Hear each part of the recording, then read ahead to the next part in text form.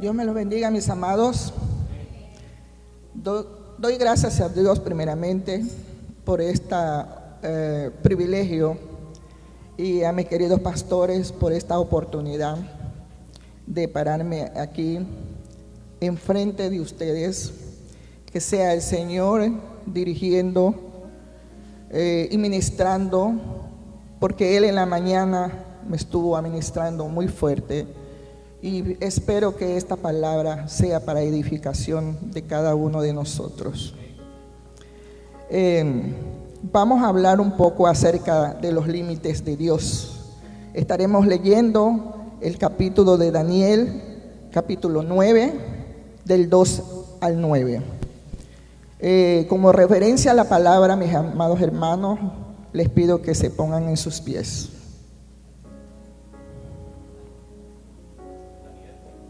Daniel 9, del versículo 2 hasta el 9.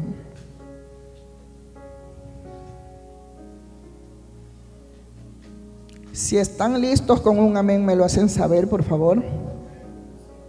Gracias, pastora. Amén.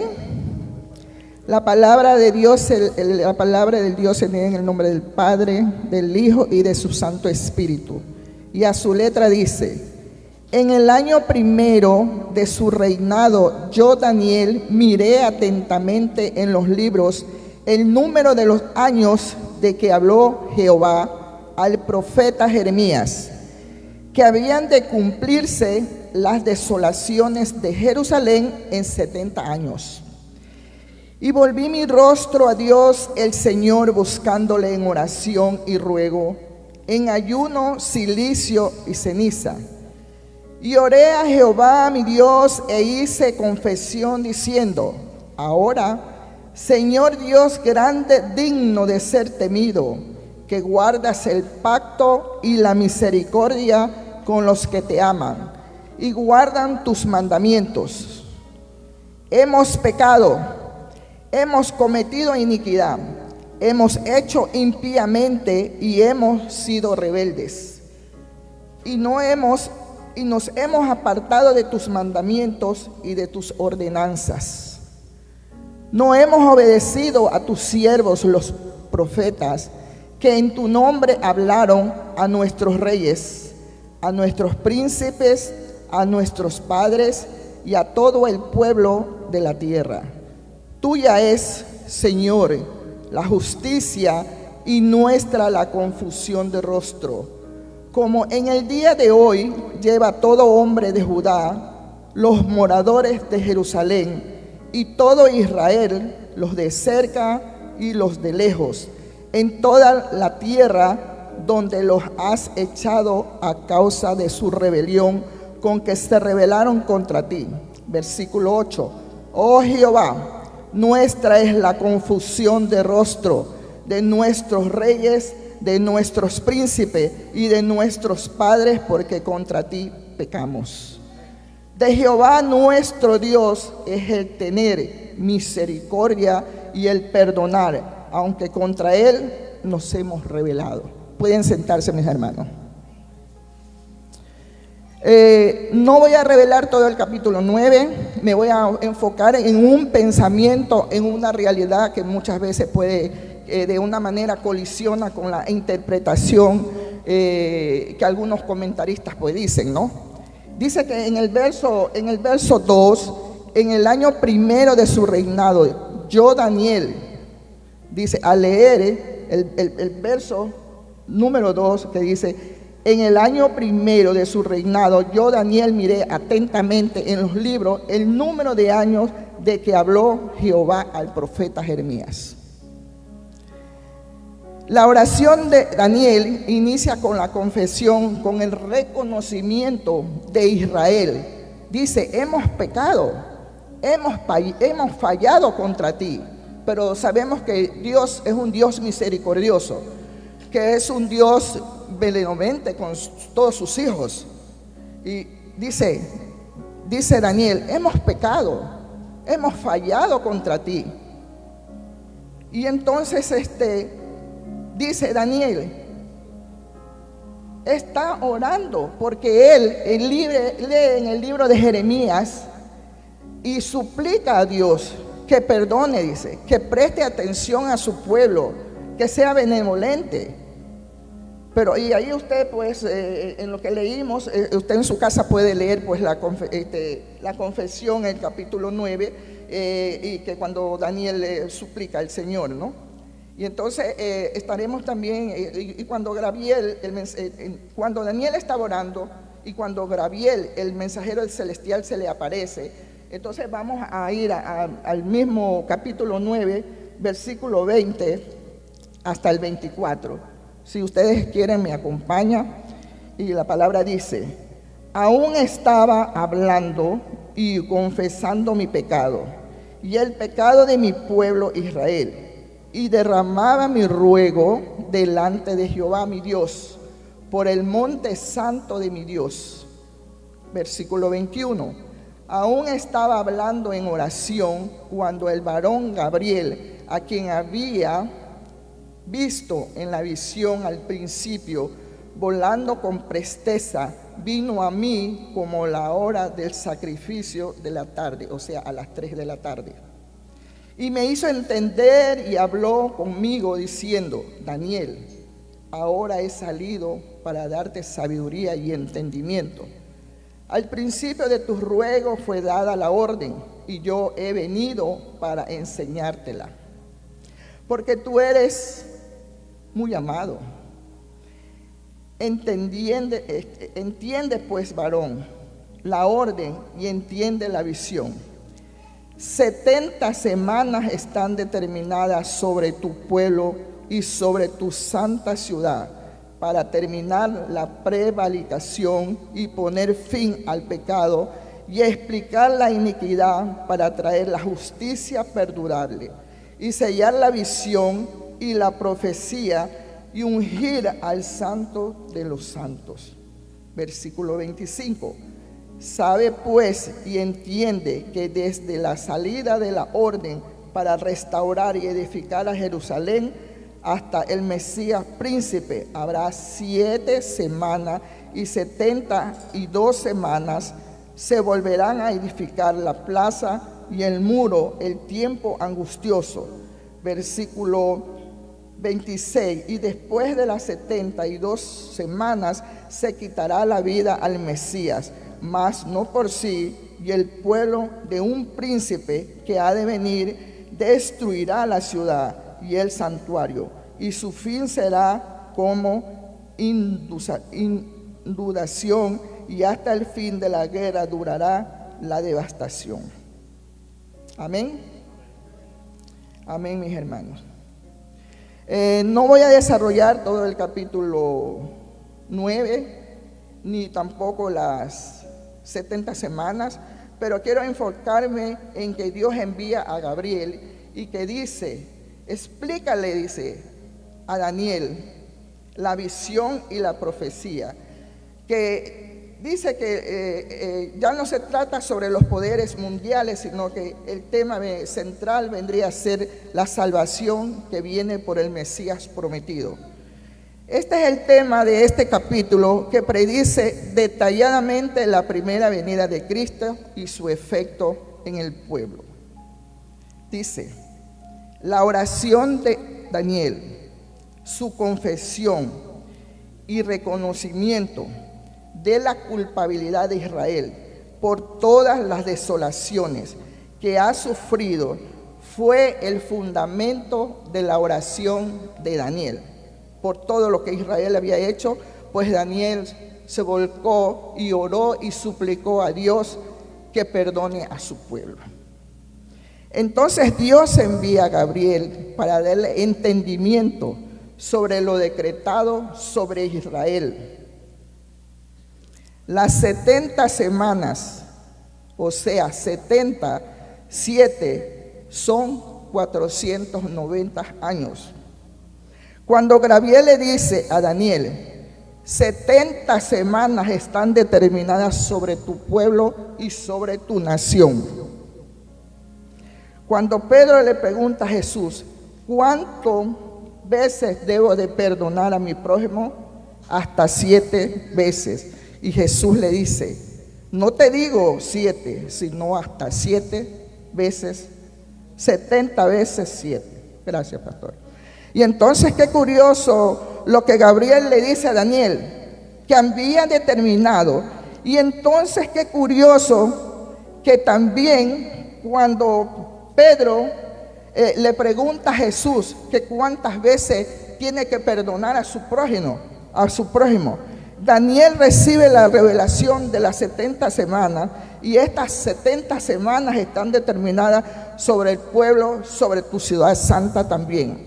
Estaba leyendo acerca de ciertos comentaristas bíblicos que Jesús le dice a Pedro, no te digo hasta 7, sino hasta 70 semanas 7. Uno de ellos, por supuesto, pues opina que dice que el perdón de Dios no tiene límites. Pero yo voy a explicar un poquito de esto, que Dios sí tiene límites, que Dios es un Dios de oportunidades. Pero voy a ir en contra de estos comentaristas bíblicos y teólogos que dicen que el perdón de Dios no tiene límite. Yo encuentro en la Biblia que Dios sí tiene límites, y se lo voy a probar por medio de la palabra. ¿Qué quiere decir? Cuando Gabriel le dice a Daniel, mira, 70 semanas están determinadas sobre tu pueblo, Israel. Israel estaba devastado, Jerusalén estaba devastada, y Dios dice, se ha decretado sobre tu pueblo 70 semanas. Estas 70 semanas es la oportunidad de tiempo. Ustedes recordarán, por ejemplo, Dios le habla a la iglesia de Tiatira y le dice, tienes ahí a una mujer llamada Jezabel, que enseña, seduce a mis siervos a cometer actos inmorales y a comer cosas sacrificadas. Pero dice, he dado tiempo, porque el Señor da tiempo. Yo quiero darles 2 puntos.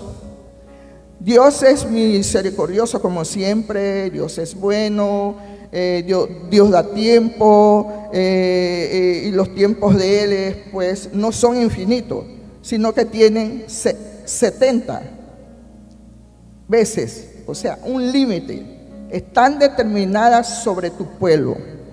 Vayamos otra vez a la profecía, hermano. 70 semanas están determinadas sobre tu pueblo, sobre tu santa ciudad, para acabar con la prevaricación y concluir el pecado, poner fin a la transgresión. Literalmente 70 semanas están determinadas para encerrar, para quitar de la vista, abolir la transgresión. ¿Eso qué quiere decir? Que eso es un límite. 70 semanas es un límite. Perdón un momentito.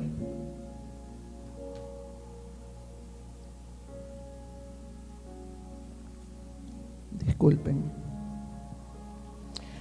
Podemos ir a Salmos si ustedes lo desean. Salmos 51:9 dice: esconde tu rostro de mis pecados y borra todas mis maldades. Las transgresiones de Israel, las transgresiones de los judíos llegaron a su colmo con la crucifixión de Cristo. Ustedes recordarán la provocación que hicieron con la idolatría, cómo Israel volcó a la idolatría, cómo de pronto Israel no apreció todo lo que Dios estaba haciendo por ellos y provocaron a celos. Pero Dios también los provocó a celos con un pueblo que no era pueblo, con una nación que no era nación, pero que ahora somos parte de la promesa de Dios. Entonces Israel, los hijos llegaron al colmo, al límite de las transgresiones cuando crucificaron a Jesús. porque el Señor no da límite. Vamos a Hechos 2:36, dice: sepa pues ciertísimamente toda la casa de Israel que a este Jesús, a quien vosotros crucificasteis, Dios le ha hecho Señor y Cristo. En Hechos 3:14 dice: mas vosotros negasteis al santo y al justo y pedisteis que os diese un homicida. Esta fue la culminación de todos los pecados. En otras palabras, voy a dar un ejemplo sencillo. Muchas veces nuestros hijos pues son rebeldes, pero mejor voy a contar un pasaje acerca de un campesino que le dijo a su esposa: trasladémonos de este pueblo y vayámonos a otro pueblo. Entonces, y le dijo a su esposa pues que recogiera todas las cosas, cogió a su burro, empacó sus cosas y se las puso sobre el burro. Y comenzaron a caminar millas sobre millas. En una de esas pues el burro se echó, seguramente porque estaba cansado. Entonces el hombre trató de forzarlo y lo levantó y le dijo: levántate, porque el largo camino nos espera. Siguieron caminando unas cuantas millas más, pues el burro volvió a echarse. Entonces el campesino volvió y forzó al burro para que él se levantara. Entonces tanto y tanto lo jaló y el burro, bueno, sin querer pues él cogió y se levantó y al fin pues se pudo incorporar. Y al poco tiempo volvió y caminaba pues y el burro se volvió a echar.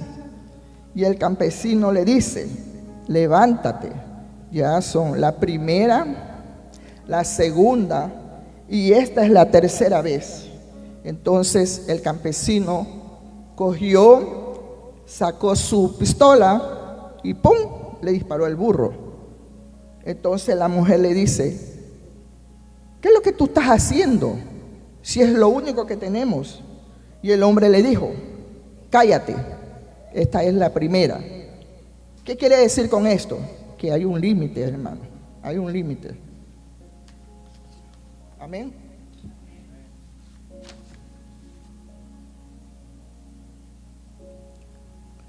Leemos ahí que Jesús unió las 70 semanas de Gabriel con las 70 semanas para perdonar, porque eso es un límite, donde Dios dice: te doy 70 semanas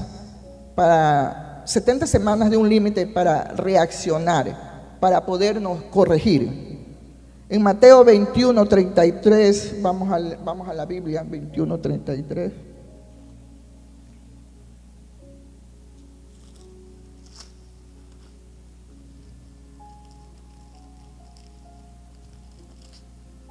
¿Ven?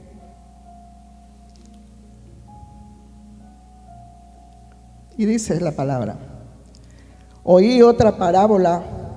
Hubo un hombre, padre de familia, el cual plantó una viña, la cercó de vallado, cavó en ella un lagar, edificó una torre y la arrendó a unos labradores y se fue lejos.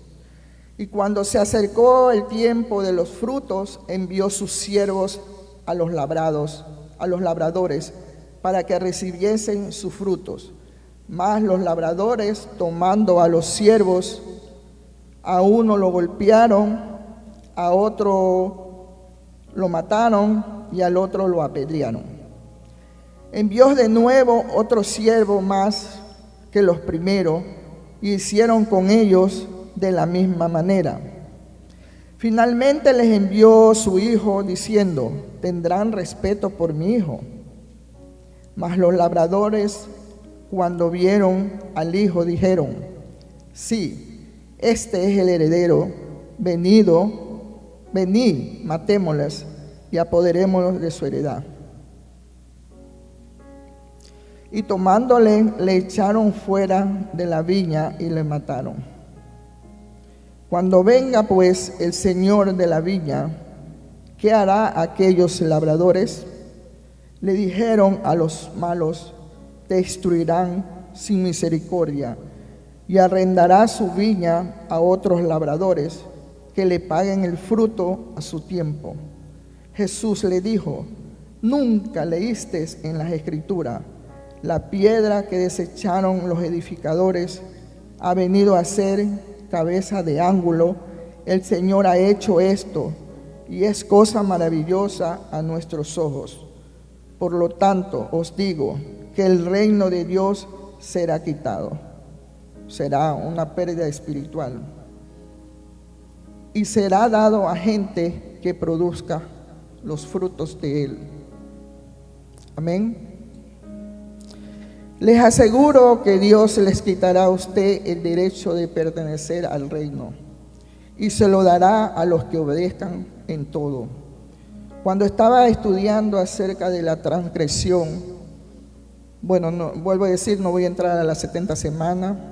Esto me tocó mi corazón, porque Dios trabaja con Israel, Dios protegió a Israel, Dios le dio lo mejor a Israel, Dios fue muy bueno con Israel. Nosotros tenemos que entender una verdad. Muchos venimos a recibir de Dios: Señor, sáname. Señor, protégeme. Y hasta ordenamos al Espíritu Santo: Espíritu Santo, muévete. Pero mis amados hermanos, lamentablemente no hemos entendido que hay un tiempo donde Dios dice: ya te di palabra, ya te he dado unción, ya te he dado vino, ya te he dado protección, pero ha llegado el tiempo de ver qué fruto me estás dando, qué obtengo, qué frutos de todo lo que yo te he dado. Necesito ver mi fruto. La versión dice que cuando se acercó el tiempo de los frutos, envió a sus siervos, los labradores, para que recibieran sus frutos, porque Dios es un Dios que no solamente da y da y da y no tiene límite. Es un Dios que dice: te he dado, te he bendecido, te he prosperado, he cubierto a tu familia, te he hablado, pero ahora llegó el tiempo de los frutos. ¿Qué fruto me vas a dar? ¿Cuáles son los frutos? Porque en el capítulo 15 de Juan, versículo 8 dice: en esto es glorificado mi Padre, en que llevéis mucho fruto y así seáis mis discípulos. ¿Cuál es el fruto del Evangelio, mis hermanos? Sino la salvación de las almas, sino que los pecadores se arrepientan. Por favor, nadie se sienta mal, porque en realidad vemos cristianos que tenemos muchos años en las iglesias sentados y no hemos llevado ni un alma a la iglesia, ni siquiera nuestros familiares se congregan. Eso es muy penoso. Años sentados en la iglesia y no hemos llevado una alma a los pies de Cristo. Y ni siquiera, pues muchas veces hablamos a personas para que vengan a servir a los pies del Señor. Hermanos, hay gente que se pierde porque a la hora de fructificar no hay frutos. Usted recordará cuando Jesús va a Jerusalén y tiene hambre y de repente ve la higuera muy hermosa que está llena de hojas, pero el Señor no quiere hojas. El Señor no quiere hojas de nosotros. Y entonces Jesús dice: nunca más nadie coma de tu fruto. ¿Por qué una palabra tan dura a una higuera que está tan linda, llena de hojas? ¿Por qué? Porque Él no quiere hojas de nosotros. Jesucristo quiere frutos. Que demos frutos. Que nos fructifiquemos. Porque aquí dice también la palabra que cuando hemos sido bendecidos, hemos sido prosperados, ¿qué hacemos? No damos frutos, sino que nos dedicamos a otra cosa. No bendecimos a otras personas. Y no queremos muchas veces ni participar en los programas de la iglesia. En lugar de participar con los hermanos, con la salvación de las almas, nos dedicamos a otras cosas sin importancia. ¿Para qué Dios nos bendice? Estoy hablando de mí. Es para que yo dé frutos. ¿Cuál es el primer fruto de Dios que Dios quiere? En Lucas 3:8 dice: Dios espera de nosotros frutos dignos de arrepentimiento. En Filipenses 4:17 dice el apóstol Pablo, dice: no es que busque yo las dádivas, sino que busco frutos que abunden en nuestra cuenta. Entonces, ¿qué frutos debo de dar, hermanos? ¿Qué frutos? Primero, frutos dignos de arrepentimiento. Segundo, participar en el ministerio. En Primera de Tesalonicenses 1:3, acordémonos sin cesar delante de Dios y la palabra nuestro de la obra de vuestra fe, la del trabajo, la de vuestro amor y de vuestra constancia en la esperanza nuestra de nuestro Señor Jesucristo. Grupos de alabanza. ¿Por qué alabamos a Dios? ¿Para que nos vean que estamos alabando a Dios? ¿O porque lo hacemos de corazón? ¿Porque le amamos? ¿Porque danzamos? Para que nos vean. Todas las cosas que hagamos para el Señor las debemos de hacer con amor. El servicio para la iglesia, todo con amor. Esos son frutos, hermanos. Cuando participamos en el ministerio, son frutos para el Señor. Y Él se alegra de eso, cuando lo hacemos de mucho corazón. Tito 3:14. Y aprendan también los nuestros a ocuparse en buenas obras para los casos de necesidad, para que no sean sin frutos. ¿A cuánto hemos ayudado, hermanos, en necesidades apremiantes? ¿A cuánta gente hemos extendido nuestra mano? ¿A cuánta gente miramos con misericordia y piedad cuando tienen alguna necesidad? Esos son frutos también. El Señor quiere que nos amemos los unos a los otros y nos ayudamos y extendamos nuestras manos a aquel que nos necesita. Hebreos 13:15. Así que ofrezcamos siempre a Dios, por medio de Él, el sacrificio de alabanza, es decir, fruto de labios que confiese su nombre. Confesar que somos cristianos, confesar que somos hijos de Dios, en nuestros trabajos, decir que somos cristianos, en la calle, demostrar que somos cristianos y no avergonzarnos del evangelio, de que predicamos la palabra, ni que solamente podemos decir somos cristianos aquí en la iglesia, pero en otros sitios, pues muchas veces nos escondemos y no queremos decir hasta la posición que ocupamos en nuestras iglesias. Esos son frutos también. El Señor no quiere eso. El Señor quiere que lo declaramos, que lo confesemos y podamos ser discípulos de Cristo. Mis hermanos, lo que le quiero decir es que Dios tiene límites. Y lo que me preocupa, a mí especialmente, cuando dicen que Dios no tiene límites. ¿Sabe por qué? Porque Dios tiene límites, aunque Él es bueno, en que Él es misericordioso, aunque Él cumpla todas nuestras necesidades cuando lo buscamos, y que quizás Él nos va a esperar toda una vida. Es importante saber que todo tiene un límite,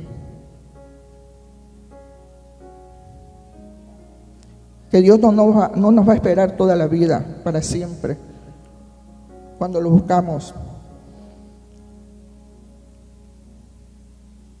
Dios te va a perdonar toda la vida, pero de repente dice Jesús, 70 veces 7.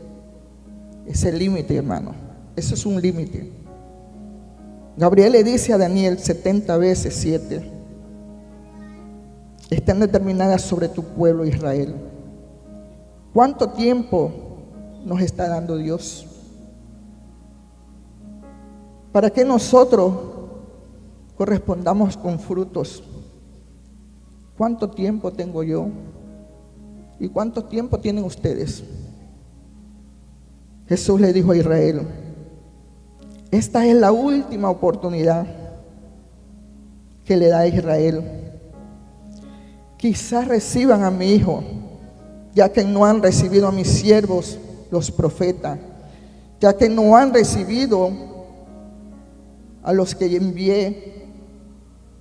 Tal vez a mi hijo vayan a respetar.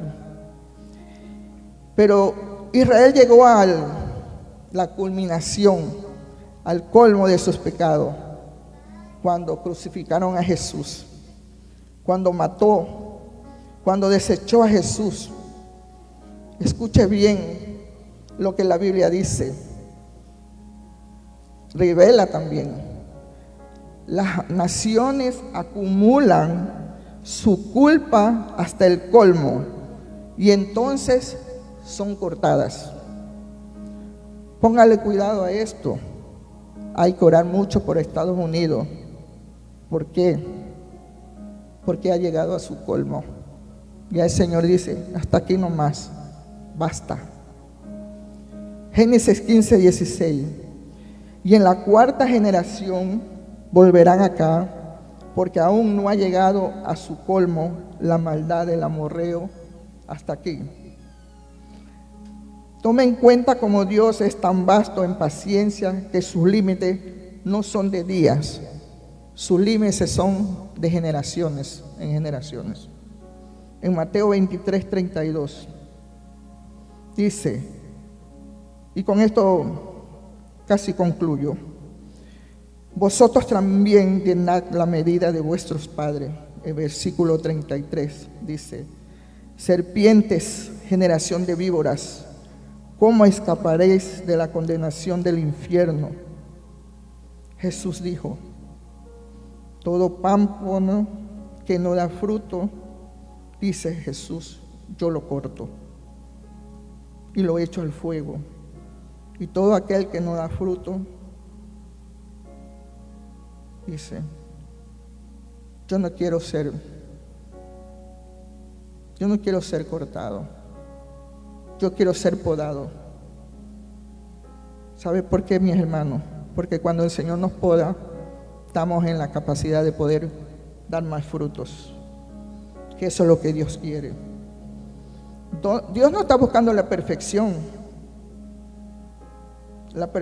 en nosotros, pero Él sí está buscando frutos. ¿Qué frutos? Frutos de arrepentimiento, frutos de alabanzas, frutos de generosidad, frutos de amor, hermano.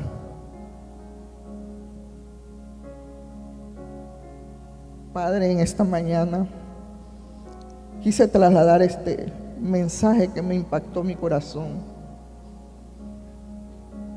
Sé que tú no eres un Dios de límites.